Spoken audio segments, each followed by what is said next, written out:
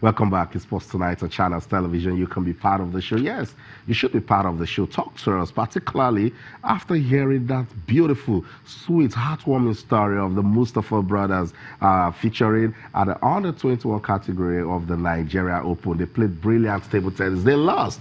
But at that age, passion is alive. So it's not about winning. You know, they came out to have fun.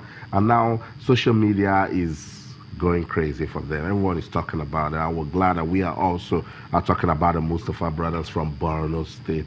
Sports as a power to reform lives. And we will continue to encourage sports at a grassroots level. Let's get on with the show. Now, hopefully we'll get former Nigerian cricket captain Endurance of Fame to tell us more about the T20 Africa Cup. Yes, that's a competition that we're waiting for. Cricket South Africa announced it that Nigeria and Ghana, alongside two other teams in Mpumalanga and Limpopo, will take part in the 2018-2019 season curtain raiser. Now, the competition will take place over two jam-packed weekends of cricket from 14th to the 16th and 23rd to the 24th of September. The 20 participating teams are the 12 Cricket South Africa affiliates, 3 associate members, and the 5 guest African countries. They have been drawn into 4 pools of 5, with the winners of each group advancing through to the semi-finals. So cricket will get busy. In September, Pool A, we have KwaZulu Natal Inland. Ghana is also in that group. But let's just run for where we find Nigeria in Pool D. There's Borland, there's Northwest, there's Northern Cape and Limpopo, and of course Nigeria. So if you're a cricket follower, put that down. It's called the Africa T20 Cup. Yes, the Africa T20 Cup, and Nigeria will be taking part in that one. Cricket, we love it here because just in case you don't know, cricket has been played in Nigeria since the late 19th century. It used to be so big, but I started saying, we are a footballing country, so we just, okay, cricket, wait, volleyball, wait, everybody, wait, let's just play football. But that's if Endurance of Fame is ready. Let's just listen to Endurance of Fame tell us more about the Africa T20 Cup. So if we have Endurance of Fame, good evening, welcome to Sports Tonight. Hello? Hello, I can hear you. Okay, good to have you. Endurance of Fame is the former captain of Nigeria's cricket team. Endurance, tell us more about the Africa T20 Cup. Well, basically, I think it's a tournament organized by Cricket South Africa every year to give a developing nation the opportunity to compete at the highest level of cricket. If you look around what's happening across the globe, you could see that test-playing nations in other regions are helping other countries develop their cricket. If you go to Europe, you see England helping Ireland develop their cricket, Scotland, and of course, back in Africa, Cricket South Africa in recent time have taken it upon itself to help the other countries develop their cricket. And so the whole idea is to get emerging nations to compete in the domestic tournaments, you know, where they have the opportunity to play alongside top players and franchise players. And in those tournaments, in those teams, you're going to have some of South Africa's senior national team players competing alongside our players. So it's a big opportunity for Nigeria to have been invited this time around. So how are we getting ready for this one? Because our cricket has been a bit quiet since after the T20 qualifiers. Well, I would say there's a lot happening at the moment because, you know, we've been 1 year on board now, and when we came on board, there was a lot happening at that time. And at the moment, we're trying to consolidate on what we've promised. Presently, there's a development of the cricket pitches going on in Abuja, and we are working on them, hoping that they are ready for the National Sports Festival so that we can at least have tough wickets in Nigeria. And after that, the next focus will be Tafawa Balewa Square, which is our own national heritage of cricket. Presently, as we speak, the under-19 team are in Uganda, touring before a tournament, Division 2 tournament that will be holding in South Africa between 17th and 27th of August. So Okay, so thank you so much, Endurance of Fame, for talking to us on the show tonight as regards the Africa T20 Cup. Endurance of Fame is, at the moment, the athlete representative in the board of the Nigeria Cricket Federation, but are known for his exploits when he was captain of the national team. Joseph, it's cricket, and he just told us that look at what test playing nations do. So they say, oh, come, let's see ways that we can assist your cricket to get better. Absolutely, great wisdom. I mean, we've never had this in any sports before, and for them to have thought of it is, is an original thought that is really going to help spread the gospel of cricket all over the world. It's a great sport. We've been playing cricket long before we even started football. I know. And I just hope we avail ourselves of this opportunity of playing test cricket with, elite players in the world and develop our skills, not just in terms of playing with them, but also coaching as well.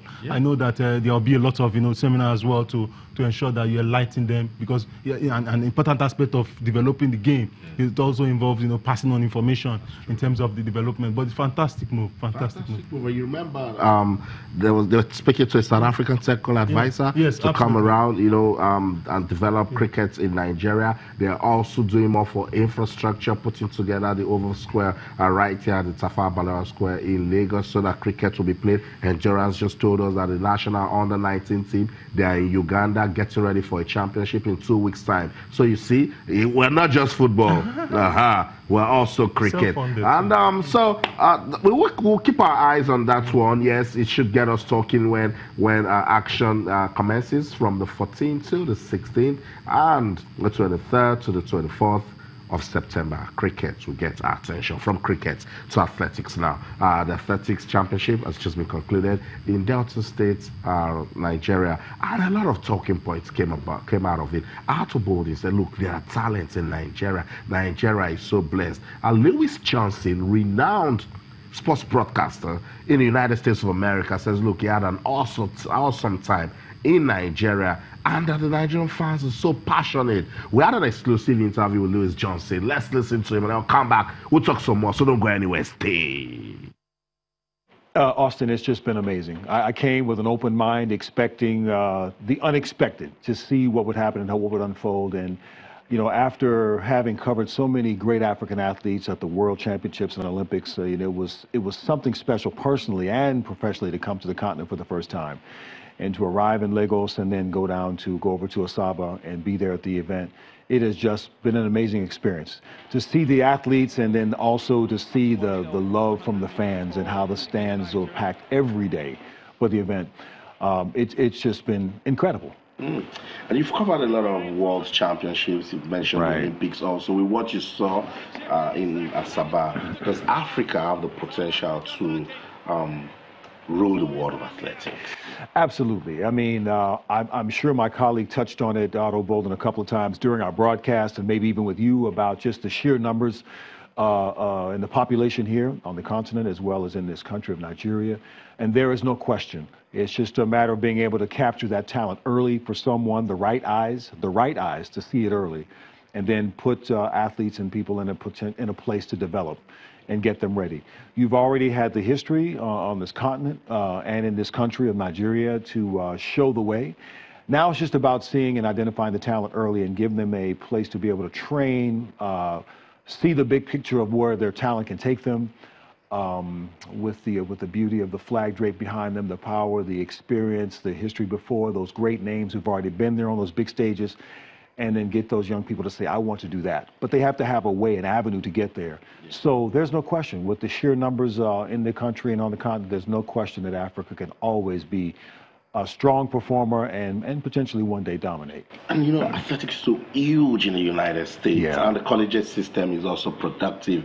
How can we, emulate what is happening in the United States? Yeah, but we have an interesting dynamic in the United States. I mean, American football, basketball, baseball, these are all big sports, right? And track and field, for some strange reason, as we call it there, athletics, it hits its peak every 4 years, right? And you see all these incredible stories as we begin to build toward the Olympic stage. And then for some strange reason, Austin, when the games are over, it seems like everything kind of falls off the cliff in America, and that's always perplexed me.